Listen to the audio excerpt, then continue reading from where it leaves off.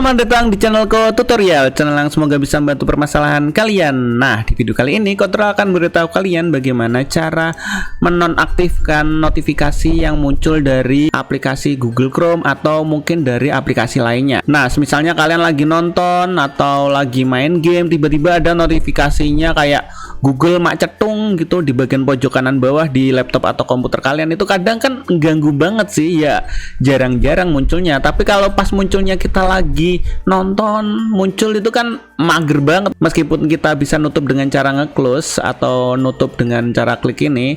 Nah, di video kali ini Kotrol bakalan ngasih tahu gimana caranya biar nggak muncul-muncul lagi nih logonya kayak gini nih atau bannernya kayak gini nih. Nah, caranya kalian klik di bagian sini. Jadi misalnya ada iklan atau bannernya muncul lagi, cedung. Nah, kalian klik yang sini guys, bagian pojok kanan bawah yang ada gambarnya ini guys, yang ada gambarnya notifikasi seperti ini. Nah, ini kalian klik. Setelah itu kalian arahin ke bagian iklannya. Nah, kalian arahin di gambar gear atau tulisannya setting ini. Kalian klik di bagian gambar gear atau setting.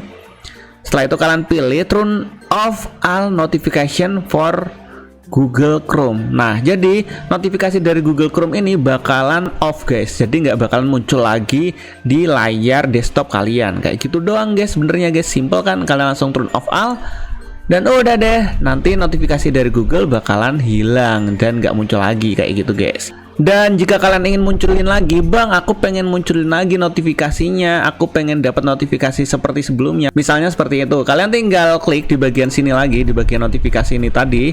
Setelah itu kalian pilih di bagian pojok kanan atas, kalian pilih manage notification. Setelah itu kalian pilih di bagian sini yang Google Chrome tadi, kalian onin atau notifikasinya kalian nyalain. Nah, kayak gini guys untuk menyalakan bannernya seperti tadi guys. Dan mungkin sampai segini aja videonya ke tutorial. Jika kalian masih bingung atau mungkin ingin request tentang video tutorial lainnya, kalian bisa komentar di bagian bawah video ini. See you di next video. Bye bye.